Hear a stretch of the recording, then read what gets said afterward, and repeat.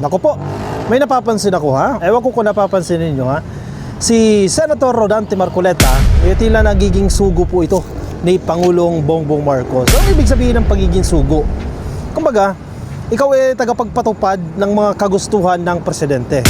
Isa daw sugo si Senator Rodante Marcoleta ni PBBM. Ano na ang nangyari sa mga ob-ob na ito? Bakit nasabi nilang sugo si Senator Rodante Marcoleta ni PBBM? Dito po ay talagang napahiya po ng husto si Marcoleta, no? Senador versus sabi nga ng iba, abogado. Yan na, kumbaga lumabas na po yung kumbaga aso-aso ni Marcoleta. Isa daw sugo si Senator Rodante Marcoleta ni PBBM. Ano na ang nangyari sa mga ob-ob na ito? Bakit nasabi nilang sugo si Senator Rodante Marcoleta ni PBBM? Ang problema dito, nagsasalita ito na hindi nila naintindihan. Ob-ob, baka hindi mo naintindihan kung ano ibig sabihin ng sugo. Pero pinaliwanag niya kung ano ang sugo na sinasabi niya. Pero syempre, bago natin simulan, bago natin bigyan ng malupitang reaksyon yung mga sinasabi nito mga ob-ob ng mga vloggers, dalawang vloggers ang bibigyan natin ng reaksyon yung kanilang mga sinasabi tungkol sa ating Senator Rodante Marcoleta. Pero bago yan, syempre, bati muna tayo ng isa. Wala pala tayong bisita ngayon kasi daw may lakad si Boss Rick. Kaya eto, tayo na lang ang magbibigay ng galak dito sa ating mga viewers, mga subscribers at lahat ng mga manunood dito sa video na ito. Isang magandang umaga po, Luzon, Visayas at Mindanao at syempre pa sa mga kapatid natin, mga kababayan natin na nasa iba't ibang panig ng mundo. Magandang umaga, magandang tanghali, magandang hapon, magandang gabi po sa inyong lahat dyan. Kamusta na po kayo? Sana po datnan kayo ng video na ito na nasa mabuting kalagayan. Sana po, kagaya ng sinasabi natin dito, wag po sana kayong ma-high blood sa video na mapapanood ninyo sa araw na ito. Diretso na tayo dito sa ating pag-uusapan. Itong mga ob-ob, kaya ko nasabing mga kasi dalawa ito sila. Unahin muna natin itong isa-isahin natin itong mga ito. Panoorin natin yung kanyang video at syempre, pagkatapos nun, doon tayo magre-react. At syempre, papasukin din natin yung isang ob-ob din at bibigyan din natin ng reaksyon yung kanyang video. Bali, dalawang topic ang gagawin natin sa araw na ito. Kaya mag-antabay kayo, manood kayo, relax lang kayo dyan, magkuya-kuya-kuya kayo dyan. Kung ano man ang inyong ginagawa, ipagpatuloy lang ninyo. Ayun na, papasok na rin yung video. Ay, pasok na natin. Obob, ready ka na ba? O, ready na rin si Obob. O, pasok ka na, Obob. Lately, ang laki ng character development ni Rodante Marcoleta, di ba? In fact, nagugulat tayo bakit ginagawa yan ni Marcoleta kasi alam mo naman na Duterte senator yan. Hindi mo naman pwedeng ikailayan, no? Pero recently, ang sinasabi niya, hindi naman ako PDP laban, di ba? Hindi ako parte ng Duterte Bloc, ako ay independent. Yun yung interview niya, ha? Sinasabi niya, I'm not part of the Duterte Bloc. Kumbaga may pagtatakwil ito eh. Hindi ako DDS senator. Yan ang sinasabi ni Rodante Marcoleta. Pangalawa, yung nangyari ng SONA. Actually, una pala yun, ha? Yung nangyari ng SONA. Anong ginawa niya ng SONA?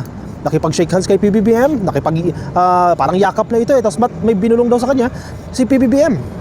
Yun yung unang situation pala ha. Pangalawa, yung mga interviews niya na sinasabi niya, no, I'm not part of the Duterte Bloc. Ang laking character development. Ngayon naman, tumutulong si Marcoleta para idiin yung mga mambabatas dyan sa House of Representatives, even yung sa Senado, parte rin naman sila ng Kongreso, no, na involved dito sa mga flood control projects. Nagkaroon ng exchange of conversation si Senator Jinggoy Estrada at si Marcoleta dyan sa Senado. At ang sinasabi ni Marcoleta, kasi sabi ni Estrada, ang pinapatungkulan ni PBBM doon ay mga opisyal ng DPWH. Nako, hindi. Sabi ni Marcoleta, palagay ko ang pinapatungkulan dyan yung mga mambabatas. Kasi napakarami pala dyan mga kontraktor dyan sa House of Representatives. Talaga nga naman, sige, itag nyo na. Sino yung kakilala ninyong kontraktor? Sige, ako, naniniwala ako dyan kay Marcoleta. At I think, alam ninyo yan, ha? Marami pong mga mambabatas na involved dyan sa mga kalokohan na yan. Siyempre, halimbawa sa kanila yung pondo, budget insertion. Sige, maglagay ka ng 50 million dyan. Magpatayo tayo ng flood control dyan, ng slope protection structures dyan sa ilog na yan. Sige, pasok natin yan. Ha? Pero sa DPWH dadaan, magpapabid out ang DPWH. Pero alam nyo naman, ka-coffee, na may basbas na yan. Oy, galing yan kay Kong. Pondo ni Kong yan para dito sa project na yan. So, ang mangyayari, mga contractor din ni Kong yung gagawa. Siyempre, bibid out pa yan eh. Pero may mga dami naman yan, mga dami companies eh. O, sino nakikinabang? O, di si Kong na naman dyan. Buti nga na bulilyaso yan. Buti nga binulgar ni PBBM yan. At mismo sa kanyang SONA. At sinabi sa harap mismo ng mga mambabatas na mahiya naman kayo.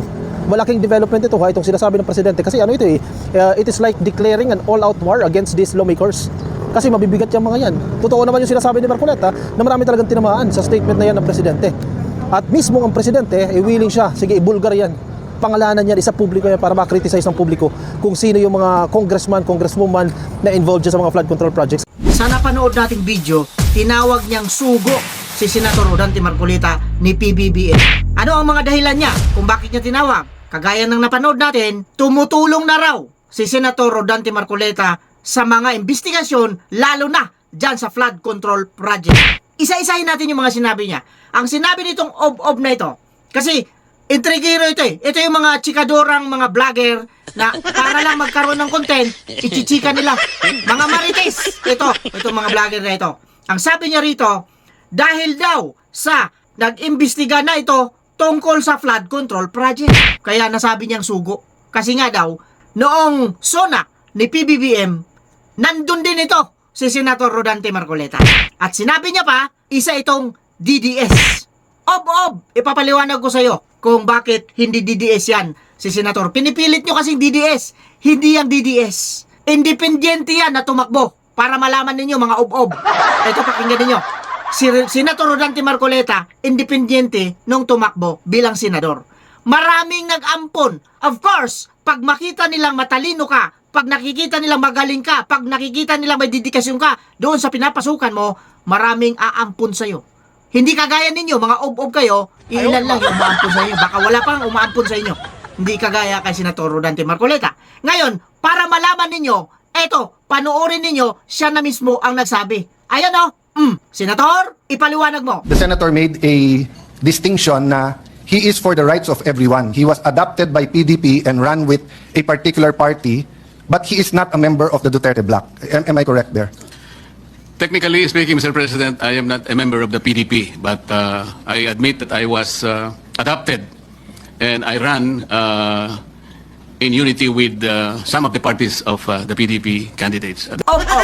Maliwanag yung sinabi ni Senator Rodante Marcolita na hindi siya DDS at hindi siya membro ng Duterte bloc. Kayo lang naman kasi yung nag-iintriga. Iniintriga nyo yung tao kasi sa totoo lang, humahanga naman talaga kayo rito eh. Di ba kasasabi mo lang, bumilib ka kay Senator Rodante Marcolita, ayaw lang ninyong aminin. Kasi nga, nagtatago kayo doon sa nakikita ninyo na ipinaglalaban ni Senator Rodante Marcolita yung katotohanan na pilit ninyong binabaluktot. Kaya ng mga utak ninyo, baluktot. Mamaya, malalaman natin kung bakit nagbubulo talaga ako pag ganito kausap ko dito eh. Malalaman natin kung paano nila binabaluktot yung mga pangyayari. Ito pa ang sabi niya rito ni Obob. Sabi niya, si Senador Marcolita daw ay naging taksil sa mga DDS. Bakit niya nasabing taksil? Kasi nga daw, yung mga Duterte hindi pumunta doon sa zona ni PBBM.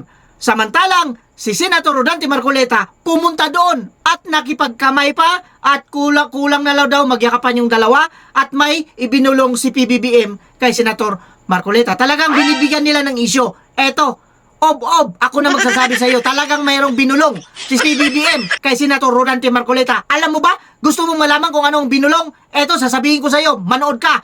Ang sinabi ni PBBM kay Senator Rodante Marcolita kung ano yung binulong niya, sabi niya, congrats! Napakagaling mong senador! Saludo ako sa iyo at bilib na bilib ako sa tapang mo. Yan ang sinabi ni PBBM kung bakit binulungan si Senator Rodante Marcolita ni PBBM mo. O ngayon, humanga ka. Dapat lang naman talaga kasi na humanga kayo. May pride lang kasi kayo. Ayaw ninyong humanga sapagkat ang nakikita ninyo, masamang tao itong si Senator Rodante Marcolita. Pero ano nangyari ngayon? Pinulbos yung lahat ng mga senador na kumestyon, nag-interpolate doon sa kanyang privilege speech. Diba? Tapos ito pa sinabi nitong ob-ob na ito. Ang laki daw ng character development niya. Ano sabi mo? Character development ni Senator Marcolita lumaki? Ob-ob ka ba? Baka nakalimutan mo, abogado yan. Pag abogado yan, may karakter talaga yan. At nagdidevelop talaga yan habang nakikipaglaban doon sa korte. Hindi kagaya ninyo, mga ob-ob kayo, dyan lang kayo magaling sa mga channel ninyo. May character development ka pang sinasabi? Ob-ob, paano mo sasabihin may character development? Malaki ang development ng karakter ni Senator Marcolita. Given na yan, nandyan na yan. Hindi ka makakapasa sa bar exam kung wala kang karakter at kung wala kang development. Ito kasi mga ob-ob ng mga vloggers, pinipilit nila na ibagsak yung tao. Ngayon, inaamin nila na bumibilib sila, humahanga sila. Ano nangyari na sa inyo? Kasi mga ob-ob kayo. Kinukontra ninyo yung sinasabi nyo, asarap ninyo pag-uumpugin. Pero bago tayo ma-vlog, para hindi tayo humaba rito, yung isa na naman, ang pakinggan natin na isang vlogger na ob-ob din. Pangalawang vlogger na ito, kaya panoorin ninyo hanggang sa dulo. Ipasok na natin yung video. Ob-ob, ready ka na ba? Ito, kutong lupa ito eh. Pakinggan ninyo kung saan galing ang boses nito. Parang galing sa ilalim ng doon, sa ilalim ng kuweba. Pakinggan ninyo. Ito na, ipasok na natin. Ob-ob, pasok na. Ang jurisdiction po ng korte hanggang 3,000 lang. Ganun po ibig sabihin nun. Minsan po, hindi po verified yung complaint, dinismiss. Sa motu proprio talagang dinidismiss. Paano po kaya kung sinabihan pa nga na the Senate didn't acquire jurisdiction over the case? Mas lalo po sigurong dapat nating panindigan na talagang i-dismiss na po natin, Mr. President. Senator Lacson is recognized. Again, I refer to our rules, Mr. President.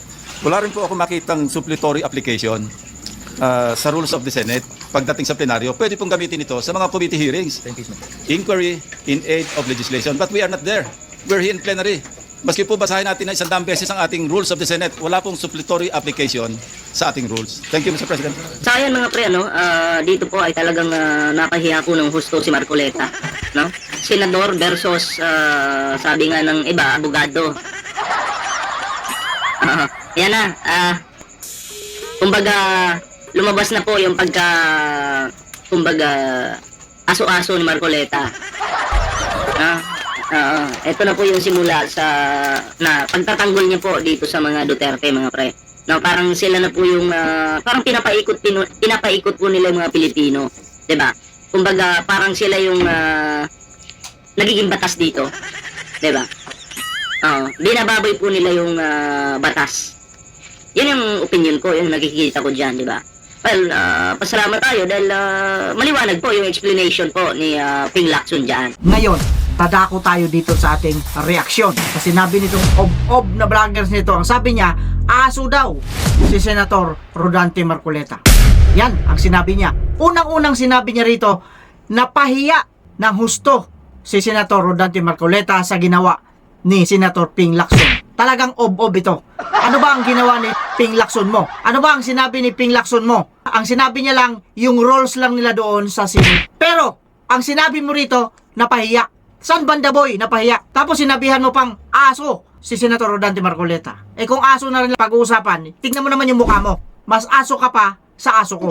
Yan ang sinasabi ko rito sa iyo. Ito pa, sabi niya rito, binaboy daw ni Senator Rodante Marcoleta ang batas. Ano bang alam mo sa batas? Abogado yun. Sa baboy na rin lang, mas baboy kang tignan. Tignan mo nga yung mukha mo. Ang dungis-dungis mo. Maligo ka naman. Kung magsalita, akala mo kung sino. Akala mo kung sino may alam sa batas. Mas baboy ka bang tignan doon sa sinasabi mong binaboy ni Senator Rodante Marcoleta. Paano kaya pagka nakaharap mo si Senator Rodante Marcoleta? Kaya mong sabihin yan? Limitado ang kalaman mo, boy. Huwag kang magaling-galingan. Sa itsura mo pa lang, mukha kang baboy na hindi kumain ng 5 araw at kalahating buwan. Yan ang masasabi ko sa iyo. Tapos, pinaikot-ikot daw ang mga Pilipino. Ob-ob ka ba? Ikaw lang bang Pilipino? Pilipino din ako.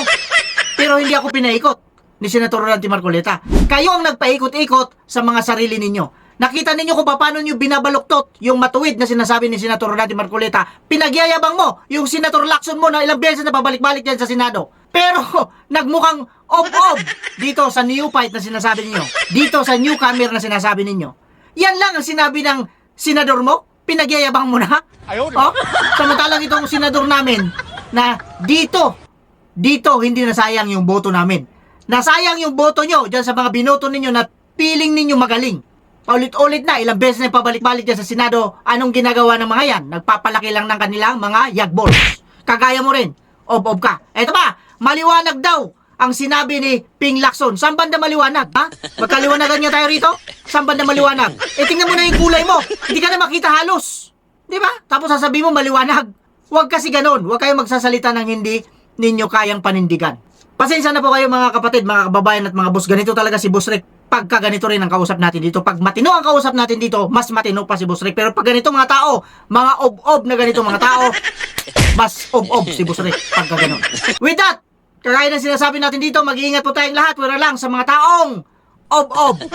Ob-ob. Ob-ob.